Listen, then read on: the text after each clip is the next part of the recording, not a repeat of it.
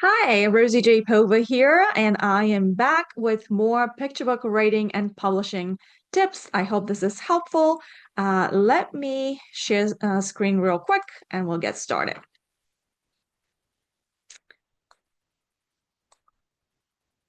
Okay, this is working. So today, in this video, I wanted to share why your children's story may not be publishable and what to do about it. So I'm gonna share 5 reasons plus 5 solutions. Okay, I don't think this is working, so let me try again. Uh, okay, tech issues, but we're gonna make it work.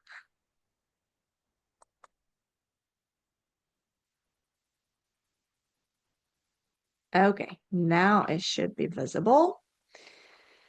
Okay, just a second.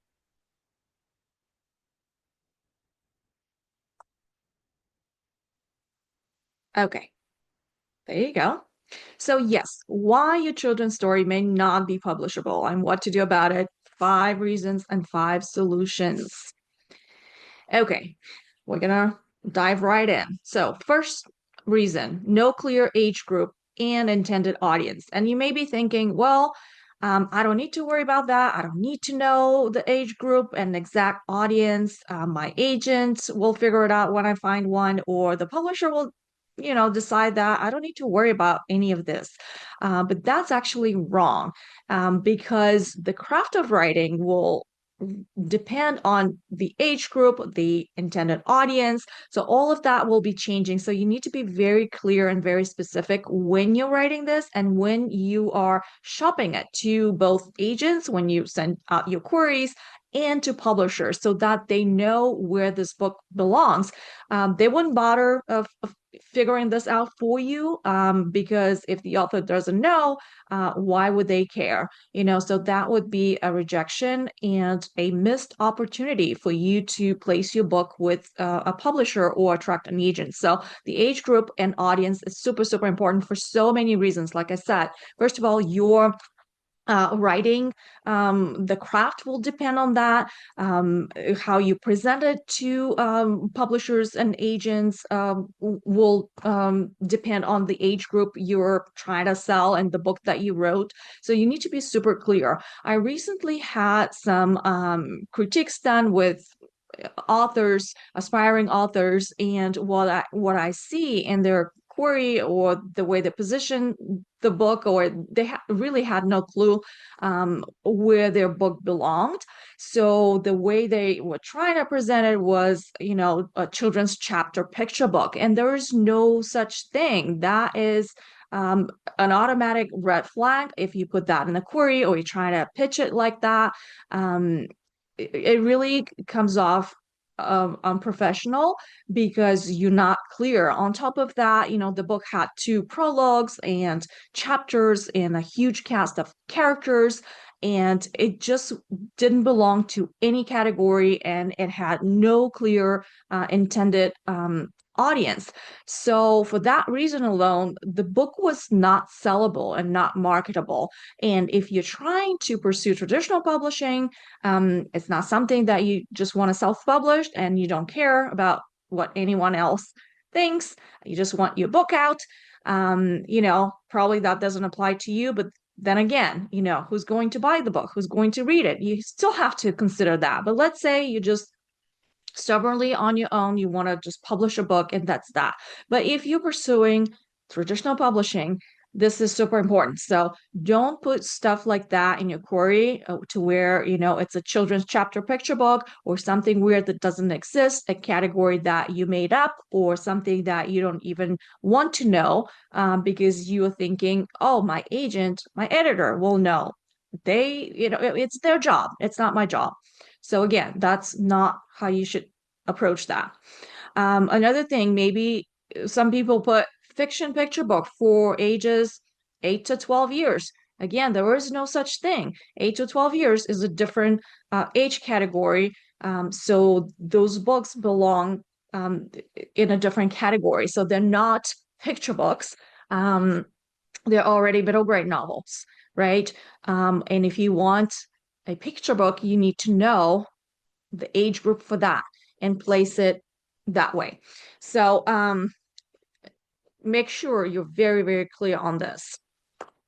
Okay, number two, lacks of excellence of the craft. And notice that I didn't say talent because you could be very talented and still lack excellence in the craft for your specific genre. You could be, maybe you're a journalist, maybe you're a teacher, maybe you write copy or any other type of writing, and you're thinking, well, I'm already an excellent writer, so what's stopping me from writing a children's book? Well, again, I've worked with journalists and teachers and social workers and lawyers, and they could be very talented in many, many areas. It doesn't mean that you're going to be talented in that specific genre if you've never written anything and that you don't have the practice. That has its own specific craft around it and skills required about it. So don't be fooled just because you are writing something else. You've already have experience in other areas of writing that it would automatically um, translate to writing picture books really well. Okay. So those are skills that you need to develop in addition to what you already have. Um, so let's say it's just like any other profession, right? If you were trying to, you wouldn't say, well, I want to compete in the Olympics and I'm just gonna figure it out in the next 15, 16 days or so, right? I know how to run, so why wouldn't I be a good runner, right? And just go straight to the Olympics. Well, that's obviously not how it works. And you wouldn't say that, or you wouldn't say, well, today's Monday, and I am going to learn the piano and perform in front of at a big venue in front of 10,000 people this coming Saturday, right? You wouldn't say that. It's a skill, it requires practice, it requires time, so many things, right? So you wouldn't say that. So don't say that about writing either. Number three, your story is not up to standards of modern kidlit publishing just because you didn't develop those skills, right? And you're not writing with it within that specific craft you're trying to accomplish, right? So maybe your story is too long, maybe it's too descriptive, too didactic. You're trying to preach or teach a lesson. It could be too confusing. I see that a lot. Too many plots, too many plot lines. It's just not um, very easy to follow, right? And even though those books would be read by an adult with the child, the child needs to be able to follow the storyline, right? So or they have too many characters. Again, for a small kid, they can't, we don't do that in picture books. So we have one main character, not two. We have some supporting characters, but again, be very, very careful, specific, and strategic about all of that. Now you have too many points of view, and sometimes writers just don't realize they're hopping heads and they're trying to tell the story from all kinds of different points of view, and it gets confusing. We don't have a strong main character because we are jumping heads to all of the other characters and what they're thinking and feeling and doing, and that is not how we write picture books. um, Sometimes there's a wrong point of view. It's just come across from the point of view of an adult, from their perspective, from their experience, and that is um, not appropriate for writing for young readers. Because we want the story to be kid centric and kid relatable, which makes it, yeah, maybe yours is not kid centric and kid relatable. And we are feeling and seeing the adult point of view telling the story, not a child character experiencing the story. Okay, so those are some of the main reasons that I see, you know, that make the story not publishable. Number four, the story doesn't stand out compared to similar books that are already published. So maybe it's just too generic. There's nothing special about it. It's not memorable. It just doesn't stand out. Sometimes it's too personal, and sometimes I work with authors and they say, but that was, based on my experience, and that really happened in real life, and I wanted to talk about that. And that's all great, and you can get inspiration from personal experiences, but if you make it too personal, it's not relatable to anyone else who doesn't know you, who doesn't necessarily have that particular very specific experience. So the real mastery here is to take that as inspiration, but to make it universal to where a broad audience can relate to your story and it's not so personal. And don't stick to the facts. Sometimes we critique stories and the writer would say, well, but that really happened. Yes, I understand. It could happen in real life, but if it doesn't serve the story, you have to cut it or you have to rework it. Just because it happened in real life doesn't mean it belongs in the story. When you're writing a story, it's a different thing. And you're trying to follow the craft and appeal to a broad audience. And have those universal elements there. Okay. Sometimes it's just too familiar. There have already been so many stories. Not to say that you need to invent a completely new topic. Really, that's not realistic. And stories like on topics like friendship and first day of school, new sibling, or moving away, will always be evergreen and relevant, but it's all in the execution. If your book sounds too familiar to something that has already been done in that similar way, and there's nothing new, you're not bringing anything new angle, anything that stands out, then why would a publisher invest to publish that book that it already exists in the market and it's going to compete with that? And there's no need for another one that is so similar that it really doesn't bring any value to the new market. Okay. Number five, that should be number five. You are clueless about the current publishing market in your genre.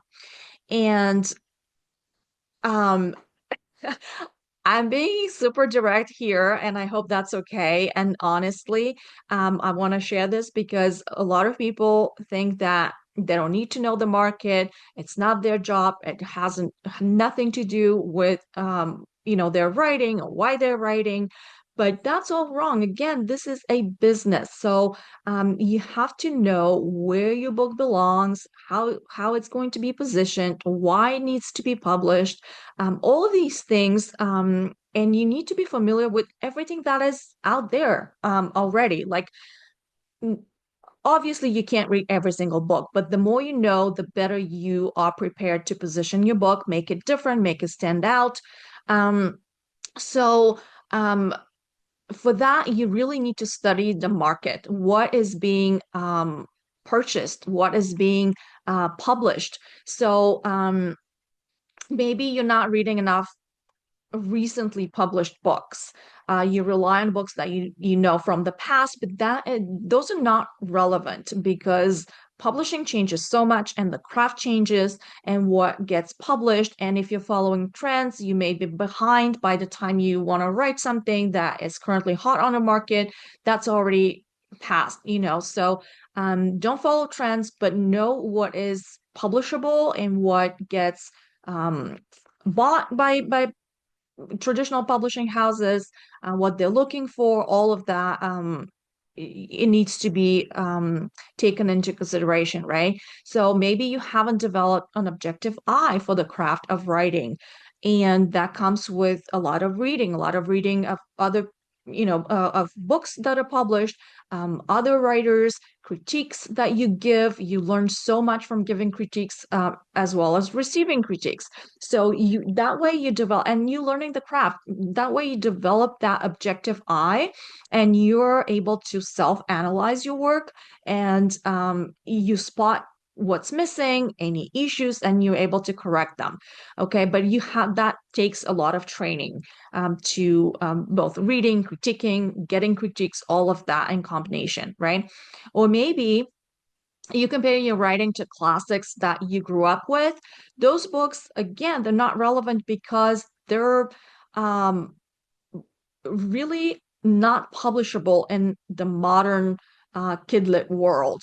A lot of those stories, the craft and the market has changed, and the demand has changed so much that we can't really compare those classics. They're still great, but in modern world, they're not really publishable. That's not how we write today. In so many aspects that I'm not going to go into deep details about it, but I can talk a lot about it. Um, it's just know that the classics are not something that you want to compare your work with or model or use that as mentor text, right? Okay, and another one is you completely ignore the business aspect of it.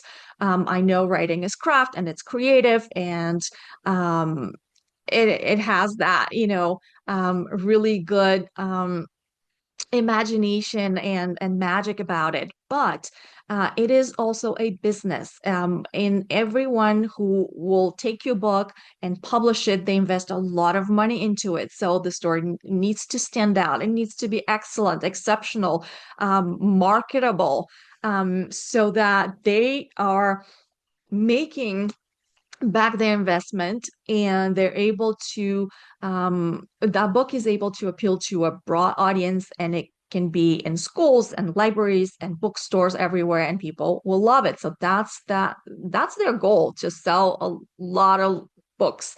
And you need to consider this, not just writing a story. Of course you have to love your story, and but they have to love it, and the audience needs to love it too, because it is a product and it is a business. Okay, so let's see. Why is any of this happening? Anything that I covered here? And more importantly, how do you know if any of it applies to your story personally, right? And before you tell yourself, no, none of that is true for my work, let me share insight from working with dozens of aspiring authors in the past 5 years, because a lot of them would think that, and then we go through their body of work and their stories, and they are not submission ready, and there's a lot of work that needs to be done. So I don't want you to waste time sending stories out that are not ready. So let me see. Okay, so well, maybe you are um too attracted to your attached I'm sorry, you're too attached to your work, and that happens a lot. And of course we're attracted to our work, but we get so attached that we just miss the red flags. We miss the issues. We miss that our craft is not excellent, and we're just stuck. We sometimes we don't know that, we're too attached, and we don't have the fresh eyes to see our story after reading so many times. We're in our head and we know what the story is about, but we don't realize that other people just don't understand. Maybe it's confusing to them. Maybe they're just there's no clarity, and you're just not aware of it, right? Speaking of that, those are the blind spots, and we can't really fix any issues when we're not aware of them existing, right? So those are really, really dangerous blind spots. And like I mentioned before, I see it a lot. People come to me, and when we work together, they say, well, this is my polished story, and then I read it, and it really needs a lot of work. It's not there, even though the idea is great, the concept is great, the execution needs work, and that alone will get you rejected. Even like I said, you could have a really good premise, but because the story is lacking that craft element to it, it's not powerful, it's not impactful, and agents and editors really don't have the work and time to invest to improve it. It has to be pretty polished by the time you submit it to them. Doesn't I don't want to say that it's not going to go through more revisions once you sign with an agent or it goes to the publisher, but that's a very different level of revision already. So for them to see it needs to be polished, right? Even when you're submitting and pitching and shopping it around, that needs to be ready. And but when you have those blind spots, that's why they're so dangerous because you don't even know you have them. You don't know what's lacking, right? Sometimes just writers are not willing to put in the work. They're looking for shortcuts and they think just because I wrote a story, it's good enough and I love it so much. My kids love it. And it needs to be a book, right? So that's they get stuck on that idea and they're not willing to put in the work. They're not doing research, they're not reading, they're not getting critiques. Speaking of that, sometimes they're afraid of getting honest feedback because someone might say, well, this story is not ready, right? And you're missing this, or you need to change that, or you reconsider the other thing. And that hurts, especially when you're starting out and this is your baby, this is your first story. You've had it in the back of your mind for years and years and years, and it's something you always wanted to write, and it makes you emotional and you're so connected to it. And you just don't want to hear those, words or that criticism, and you just discount it. So you either avoid it or you don't want to listen to it, but that is not helping you grow as a writer. So, and you may be stuck for many, many years, right? So, feedback is really, really important. And we're going to talk about what kind of feedback as well, not just any feedback. Sometimes you think your story will be the exception, right? Maybe someone tells you, well, this is not how it's supposed to be or how you write a picture book. And then you think, oh, but mine will be the exception. Or you read a book that is published and say, well, that's similar to that, but you don't know what the circumstances were on publishing that book. And you don't want to compare your work with exceptions that we don't really like, but just because they're published, we say, well, mine is something like that, so why can't it be published as well? So yeah, don't rely on this that it's going to be the exception. Rather, learn the craft and the rules. And if you want to break the rules, that's fine, but at least you're going to be intentional about it and not just break it out of not knowing what you're doing, right?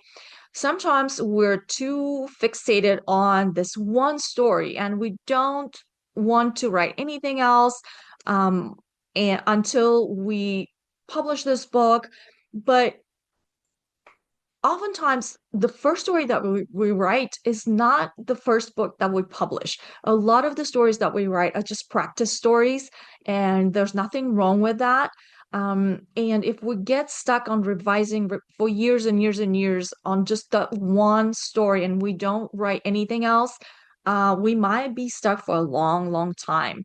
Maybe the market's not ready for that story. Maybe something else is preventing it from being published, or you over revise, or you whatever the case, you don't my advice would be don't get stuck on just the one story that you wrote. Sometimes you're not considering, you just only considering what you want out of this book and, this publishing journey. And you're not considering what publishing and your audience wants. Because again, this is the business and what the publisher wants, is also important. And ideally, you meet in the middle where what you want and what publisher wants is aligns. But um, but don't just think from your perspective. You have to consider the publishing side of this and the audience. Um, okay. And lastly, you don't take it seriously or treat it appropriately. Like I mentioned before, you wouldn't want to become an athlete like in 3 days or 2 weeks, or a pianist or any other profession. So why would you think just because we can write that we can write a publishable book that a publishing company will invest $50,000 to publish and market and put it out you know, in bookstores and libraries. So again, consider that and treat it with respect and treat it seriously.